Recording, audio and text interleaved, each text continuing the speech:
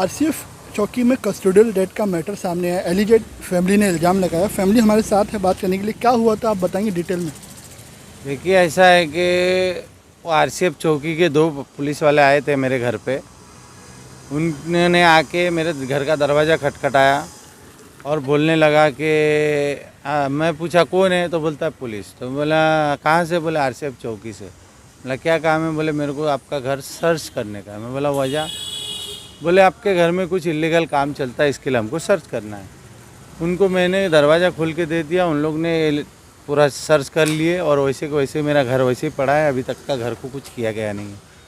उसके बाद हमको बोले चलो, सर्च किया, कुछ मिला नहीं, कुछ भी नहीं। बोले चलो चौकी चलो। हमने बोला भाई जो बात करना है यहाँ बात करो, चौकी हम क्यों जाएंगे, क्या वजह है?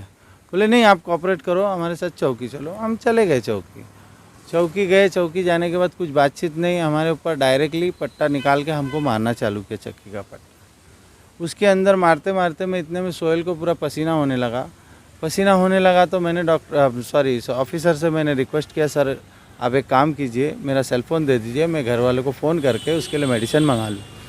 ऑफिसर ने मेरा मजाक उड़ाया और बोले ऐसा बीपी हमने बहुत लो किया है। बोलने के बाद भी ऑफिसर मानने को तैयार नहीं है।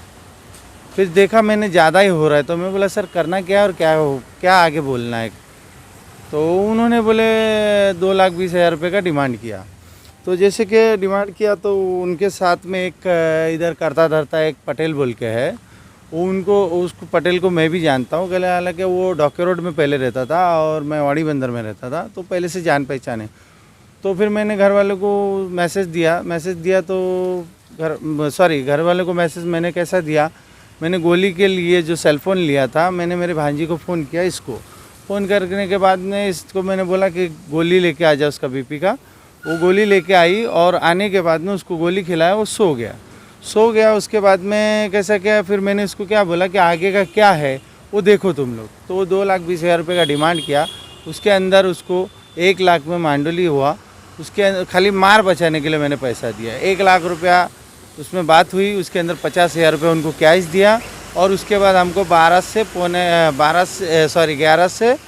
12 बजे के अंदर हमको रिलीज़ किया गया। फिर मैंने उसको अकेला कंधे पे उठा के फर्स्ट फ्लोर से ग्राउंड फ्लोर में लेके आया, लाके टैक्सी में डाल के उसको हम घर पे लेके गए। लल्लू भाई कंपाउंड 2 माले पे हम लेके गए। जैसे उसका धड़कन तेज़ होने लगा तो हम थोड़ा डर गए, तो हम उसको लेके प्राइवेट हॉस्पिटल में गए।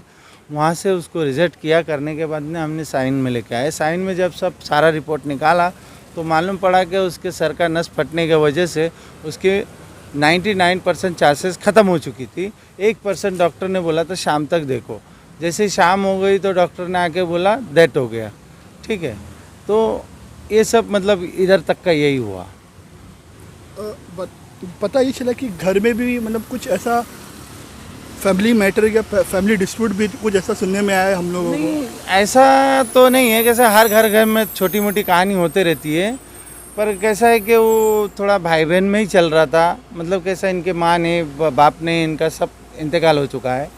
तो कैसा है कि एक ही घर है और रहने का 4 परिवार है, तो वो थोड़ा घर का छोटा मोटा रहता ही है हर किसी का, तो वो डिफरेंसन कोई ख़ास नहीं है। दरअसल ये मेडिसिन ना मिलने के कारण हुआ। फैमिली का ऐसा आरोप लगाया जा रहा है कि मेडिसिन नहीं मिली जिसकी वजह से सोहेल की डेथ हो गई। जी। आप उस वक्त मौजूद थे? आप वहाँ? जी, मैं साथ में था। सोहेल आपका कौन लगता है? मेरा भांजा है, बहन का लड़का है।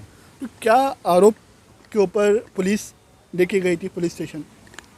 बोले हम वही इलीगल बोला और कुछ नहीं। फिर वो जो चौकी में लेके जाने के बाद मारने लगा जब तो उन्होंने एक सफ़ेद गोनी में कुछ लेके आया। बोलता ये देखा है? बोले क्या है ये? मैं पूछा क्या है? बोले गांजा है, हम तुम्हारे ऊपर डालेंगे। वो हम और डर गए, तो हमने घर वाले को बोले। सोहेल के ऊपर पहले भी कुछ केस वगैरह था? वो छोटा मोटा मारामारी का रहता ही है हर किसी का।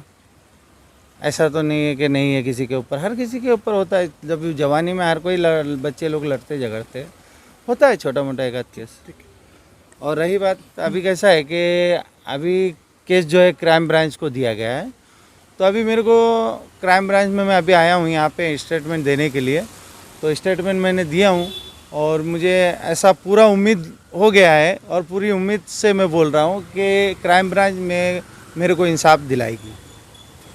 चलिए, बहुत बहुत शुक्रिया बात करने के लिए।